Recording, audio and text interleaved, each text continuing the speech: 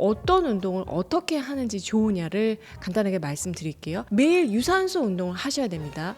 여기까지는 많은 분들이 아실 거예요. 그리고 한 가지 더 반드시 추가해야 할 운동이 있어요. 바로 운동이라고 하는 건데, 이게요, 갱년기 관절통, 마디마디 쑤시고 아픈 그런 통증을 예방하는데 너무나 큰 도움이 됩니다. 박사님, 갱년기가 막연하게 두렵다는 분들이 많은데요. 미리 준비해서 잘 넘어갈 수 있는 방법이 있을까요? 갱년기는 사실 피할 수는 없지만 어떻게 보내느냐는 선택의 문제인 것 같아요. 마음이 막 요동치고 몸이 뜨겁게 달아오르고 막 잠을 뒤척이는 이런 시기에는 호르몬만의 문제가 아니라 생활 방식을 조금 바꿔야 될 때이다 라고 생각을 하고요. 그래서 오늘은 약 없이도 어떤 습관들이 도움이 되는지 내용을 한번 준비해 봤습니다. 갱년기라면 반드시 챙겨야 하는 습관, 첫 번째는 여러분 운동이에요. 이것도 뭐 뻔한 얘기 아니야? 라고 하실 수 있는데요. 한번 잘 들어보세요. 자, 갱년기에 우리가 운동을 한다는 건 조금 다른 의미가 있어요. 이게 그냥 단순히 뭐 칼로리를 많이 소비하고 살을 빼기 위해서가 아니라 회복 중심의 운동이어야 합니다. 그러니까 이게 무슨 뜻이냐면은, 갱년기라는 것은 원래 계속 나오던 호르몬이 어느 순간 탁 나오질 않아. 그러니까 막 우리 몸에서 이제 혼선이 일어나면서 이 적응을 잘 하지 못해서 그로 인해서 여러 가지 불균형 그리고 불편한 증상들이 나타나는 그런 상황인데, 이럴 때 이 호르몬의 변화에 빠르게 적응을 해서 나만의 리듬을 찾게 해주는 데는 정말 운동만큼 좋은 게 없어요. 그래서 여러분의 일상생활 속의 루틴으로 반드시 운동을 추가를 하셔야 하는데요. 자, 그러면 어떤 운동을 어떻게 하는지 좋으냐를 간단하게 말씀드릴게요. 매일 유산소 운동을 하셔야 됩니다. 여기까지는 많은 분들이 아실 거예요. 그런데 빠르게 땀을 쏟아내는 유산소 운동보다는요, 깊은 호흡을 할 수 있게끔 하는 유산소 운동이 도움이 됩니다. 예를 들면 뭐 줌바 댄스 같은 거 하시는 분들도 많고, 또 테니스 같은 거 좋아해서 막 격정적으로 하시는 분들도 많은데, 물론 이런 운동들을 해서 스트레스가 풀린다고 하면은 얼마든지 하셔도 됩니다. 그런데 빠른 속도로 산소를 태우게 되면요, 그만큼 이 산소 찌꺼기라고 할 수 있는 활성산소도 많이 생겨요. 이 활성산소가 피부 노화의 주범이라는 거 여러분도 다 아실 거예요.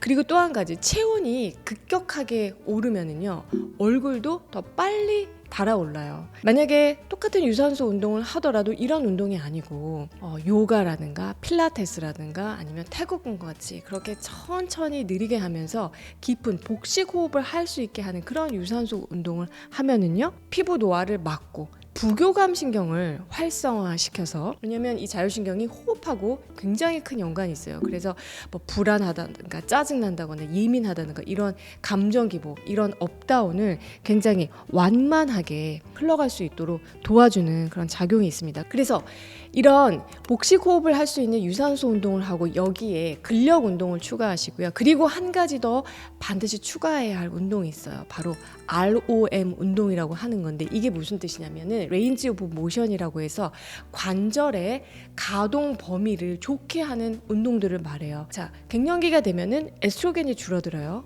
에스트로겐은 예전에 제가 설명드린 것처럼 관절의 윤활제 역할을 한다. 그런데 에스트로겐이 줄어들다 보니까 관절이 어떻게 돼요? 뻣뻣해져요. 모든 관절이 다 가동 범위가 점차 줄어들고 뻣뻣해지는 거예요.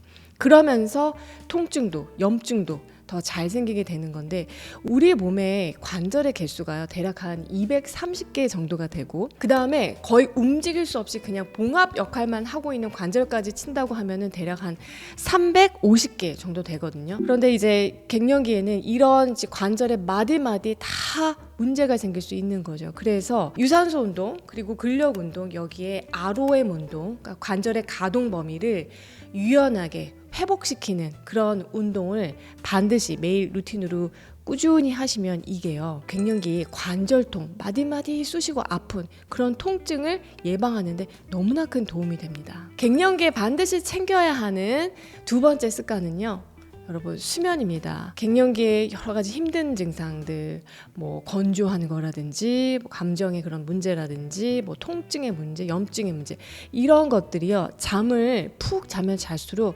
더 훨씬 부드럽게 지나갈 수가 있어요. 그럼 또 이렇게 질문하시는 분들이 있죠. 자는 게 중요한 건 알지. 근데 잠이 안 오는 거를 어떡하냐, 어떻게 하면 좋겠냐라고 말씀을 하시거든요. 불면증이 이제 원인마다 다 이제 치료 방법이 다를 수 있는데 오늘 말씀드리려고 하는 건 갱년기 불면증이기 때문에 호르몬 변화로 인해서 이렇게 불면증이 생겼을 때는 우리가 호르몬 리셋을 하는 거예요. 수면을 유도하는 호르몬이 멜라토닌인데 멜라토닌 리셋을 한번 해보는 겁니다. 이 멜라토닌이라는 호르몬이 빛에 굉장히 예민해요. 그리고 이게 분비되고 또 억제되는 그런 리듬이 있는데요. 이 리듬을 잘 타게끔 내가 좀 조절을 해주는 거예요. 그래서 아침에 기상을 딱 하잖아요. 그러면 반드시 기상 직후 한 30분 이내 햇빛을 한 10분에서 한 15분 정도 쬐어줍니다.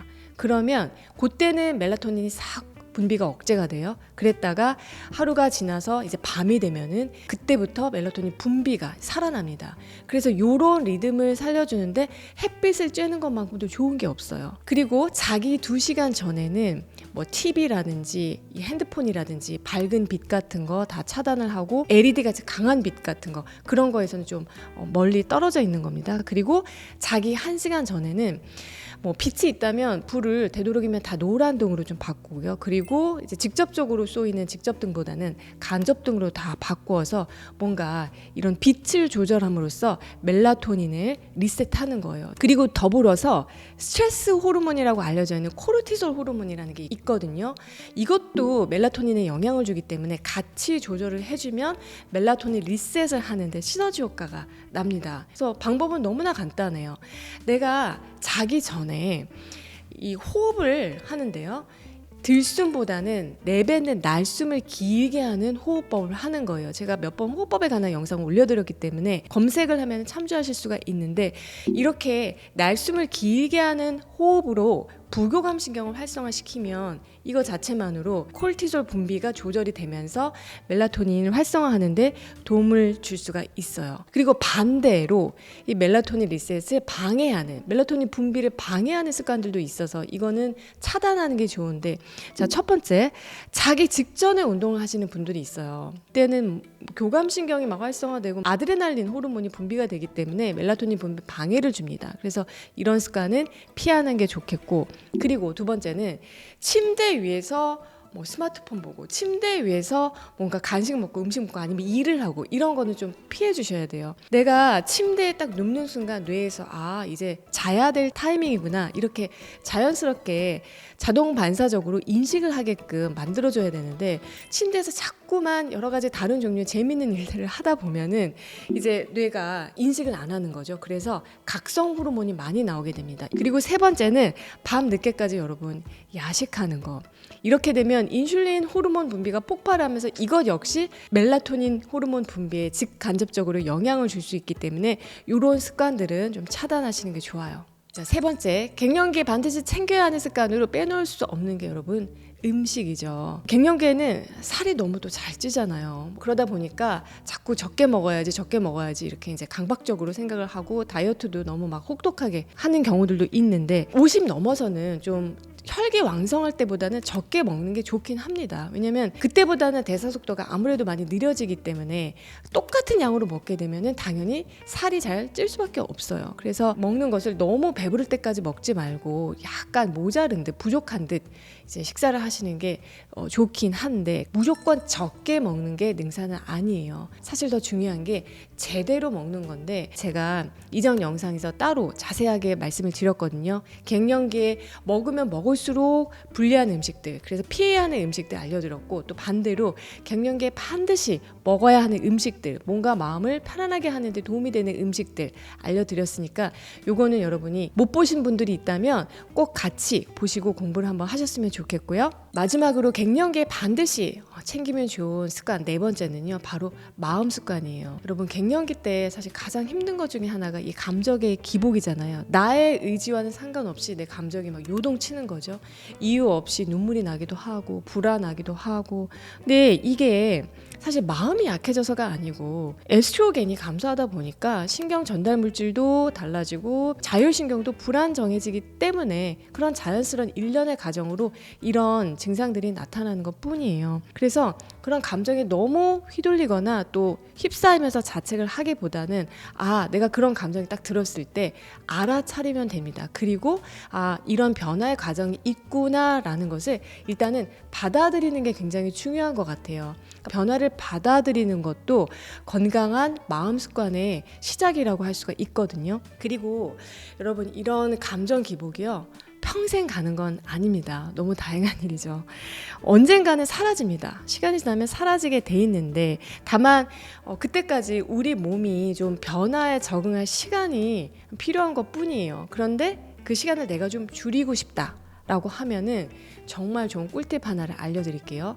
이걸 실천해 보시면 되는데요. 뭐냐면 매일마다 아주 일정한 루틴을 하는 거예요. 운동 외에도요, 예를 들어 아침에 일어나서 따뜻한 물 한 잔을 한다든지 어떤 스트레칭을 좀 해준다든지, 아니면은 점심 식사 후에 햇빛을 또 쏘이고 산책을 좀 반드시 한다든지, 그리고 오후에 너무너무 피곤하고 힘들 때 그때 따뜻한 차 한 잔으로 좀 뭔가 마음을 달랜다든지, 이런 루틴을 만드시는 거예요. 저도 고민을 했어요. 나만의 루틴으로 뭘 만들면 좋을까? 근데 저는 제 연령대에 있는 비슷한 분들이 쓴 에세이나 이런 책들을 읽는 게 저한테는 굉장히 도움이 되더라고요. 왜냐면 저도 비슷한 감정이나 이런 걸 느끼고 있기 때문에 공감받는 느낌도 들고, 그래서 저는 전형 루틴 중에 하나로 책을 읽는 거를 좀 루틴으로 하고 있거든요. 이런 것처럼 여러분의 루틴을 만들어서 그냥 정말 매일매일 밥 먹는 것처럼 그냥 아주 일정하게 하는 거예요. 이런 것을 지속하는 힘이 생기면은요, 감정이 출렁이는 폭이요, 잦아듭니다. 여러분, 생각을 해봤어요. 저도 갱년기라는 게 이 여성성이라는 게 이제 끝이 나는 그런 시기인 것 같기도 하고, 또 더불어서 건강도 와르르르 무너지는 것 같으니까 부정적인 느낌을 떠올리거나 이제 그렇게 다가오는 경우가 사실은 많은데요. 반대로 생각을 하면요, 이렇게도 생각을 해볼 수가 있어요. 인생 전체로 놓고 보면은요, 그럼 갱년기는 어느쯤인가라고 한번 생각을 해봤거든요.